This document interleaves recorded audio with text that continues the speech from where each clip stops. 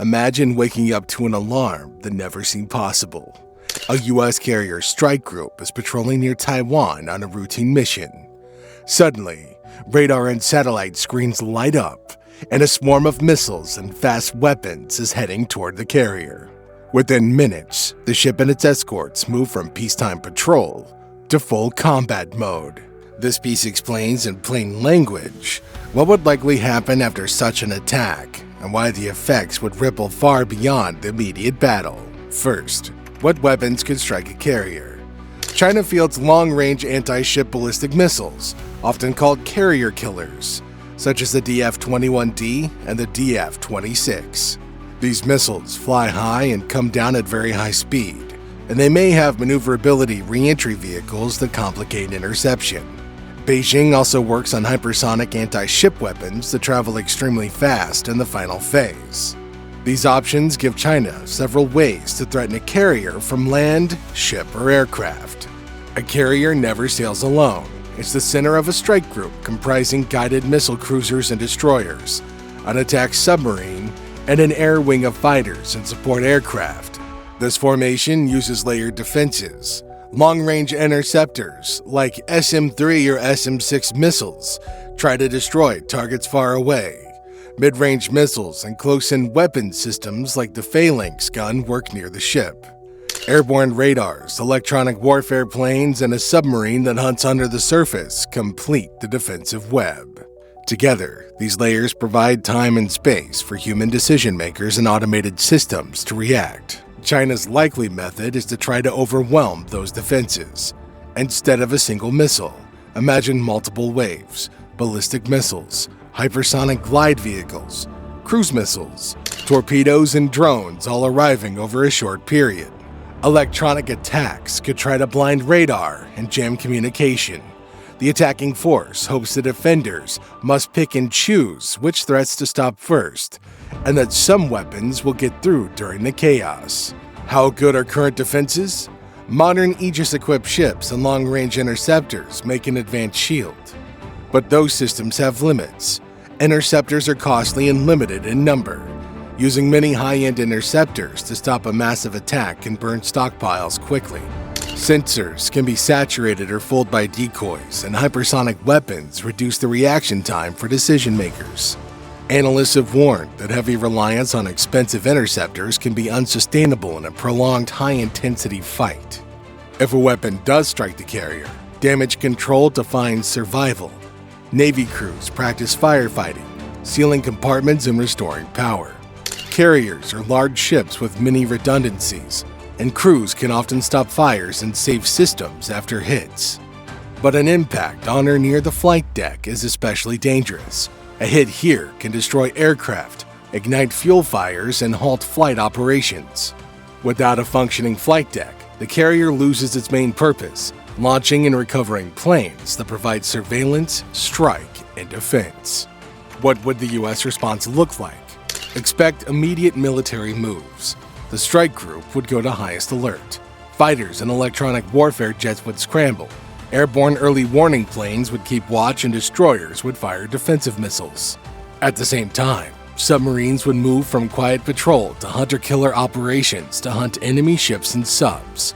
The U.S. could also launch Tomahawk cruise missiles and other precision strikes against missile launchers, air bases, and ships that participated in the attack. Those strikes aim to stop follow-on waves and deny the adversary safe places to launch more weapons. That response would not happen in a vacuum. Allies and partners would be involved quickly.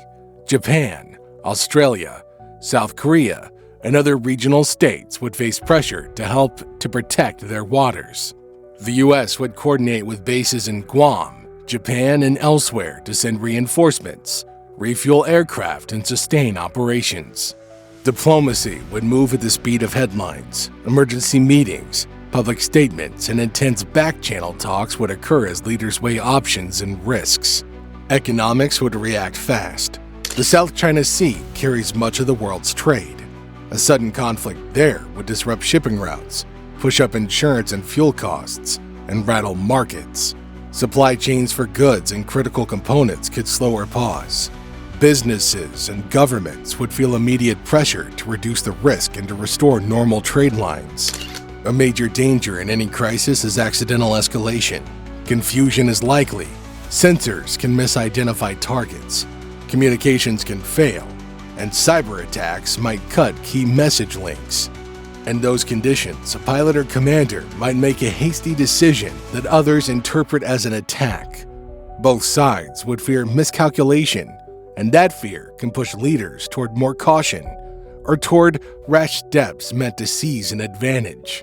The hour-by-hour fog of war can turn limited fighting into a wider clash.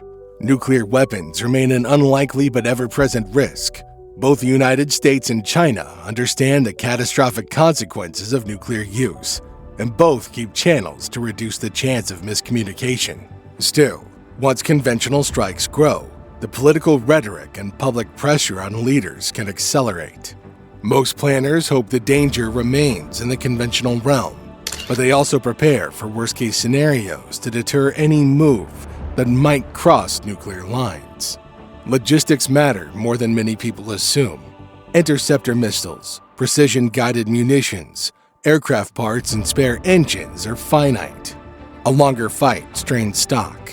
Recent reporting has warned that using many high-end interceptors in other theaters can deplete supplies needed for a high-end fight in the Pacific. Allies would be crucial for replenishment and for sustainment. What about the bigger political picture? An attack on a U.S. carrier near Taiwan would be a strategic attack. It would test alliances, trade links, and global institutions. Countries that normally try to stay neutral would face intense pressure to choose positions. International bodies would call for restraint, evidence, and immediate de-escalation. Media coverage would be intense, and the public reaction could push governments toward harder rhetoric and faster moves. Beyond the immediate battle, the psychological and propaganda impact would be huge. Beijing might publicly claim self-defense or argue the carrier violated some line, while Washington would show satellite images and other evidence. These competing stories matter because global opinion influences which countries provide diplomatic and material support. Domestic politics in each country could pull leaders towards tougher stances or toward calming measures depending on the mood of their publics. Smaller countries in the region would face hard choices. Some would increase patrols and join information-sharing efforts with the United States and its partners. Others might try to stay neutral to protect trade and avoid becoming targets. Either way, the region's security landscape would shift quickly, increasing military spending and causing governments to build redundancy in supply chains. There's also a human side that's easy to forget in technical descriptions. Sailors, pilots, and family members. Casualties and damage would carry a lasting human cost and shape national memory. That reality often makes political leaders more cautious, but it can also harden resolve. This human factor would shape decisions in the hours and days after an attack. Could a single strike end carrier operations in the region forever? Not likely. Carriers are expensive and symbolically powerful, but they can be repaired, and their presence signals commitment. The bigger long-term effect might be a shift in naval thinking, more investment in missile defenses, more distributed forces like many smaller ships and mobile missiles, improved allied basing and logistics, and faster production lines for interceptors and munitions.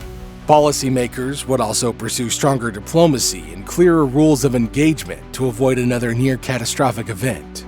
Finally, remember that this scenario is plausible but hypothetical. Experts study these cases because they help leaders understand risk and plan better responses. So what do you think about the possible conflict in the Taiwan Strait? Let us know in the comments section down below, and make sure to like this video and subscribe for more content like this.